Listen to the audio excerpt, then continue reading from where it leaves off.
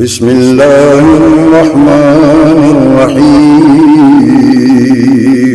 شروع اللہ کے نام سے جو بڑا مہربان نہایت رحم والا ہے۔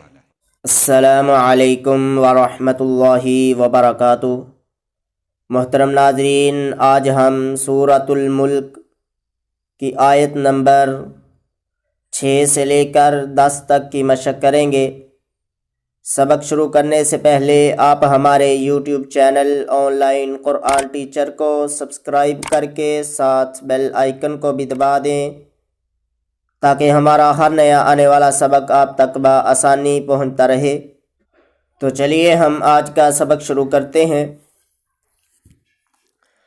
اعوذ باللہ من الشیطان الرجیم، بسم اللہ الرحمن الرحیم۔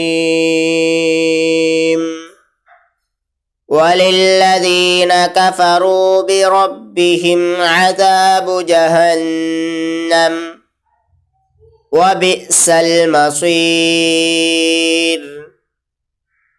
وَلِلَّذِينَ كَفَرُوا بِرَبِّهِمْ عَذَابُ جہنم وبئس المصیر۔ وللذین کفروا بربهم عذاب جہنم وبئس المصیر۔ اذا ألقوا فيها سمعوا لها شهيقا وهي تفور۔ إذا ألقوا فيها سمعوا لها شهيقا وهي تفور۔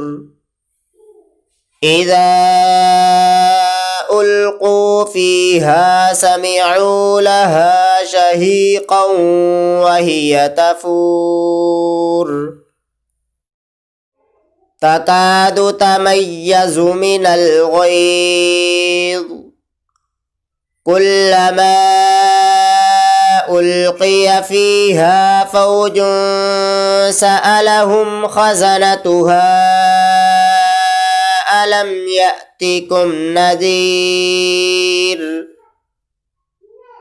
تكاد تميز من الغيظ، كلما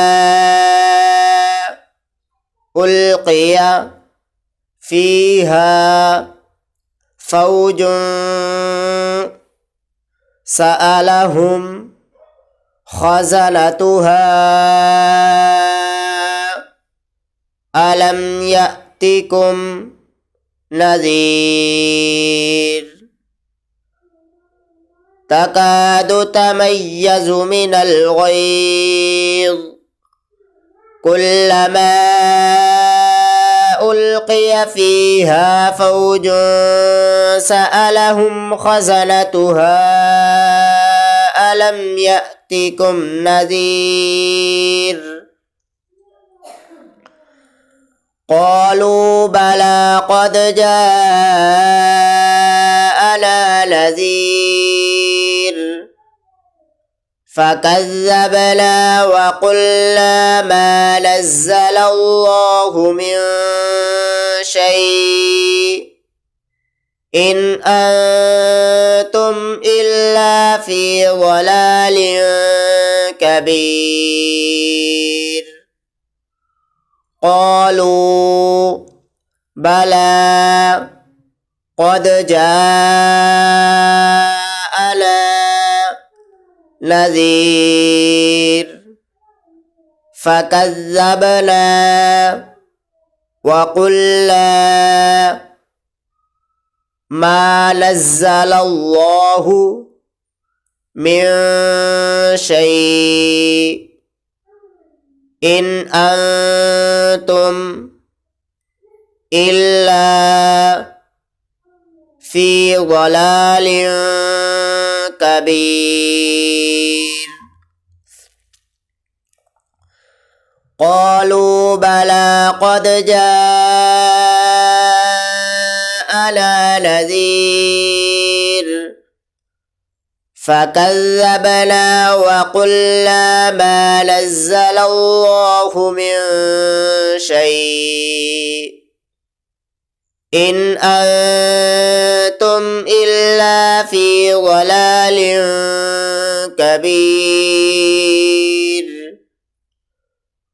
وقالوا لو كنا نسمع أو نعقل ما كنا في أصحاب السعير وقالوا لو كنا نسمع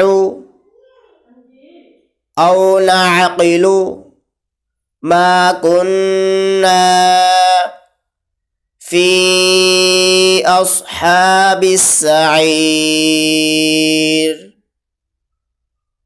وقالوا لو كنا نسمع أو نعقل ما كنا في أصحاب السعير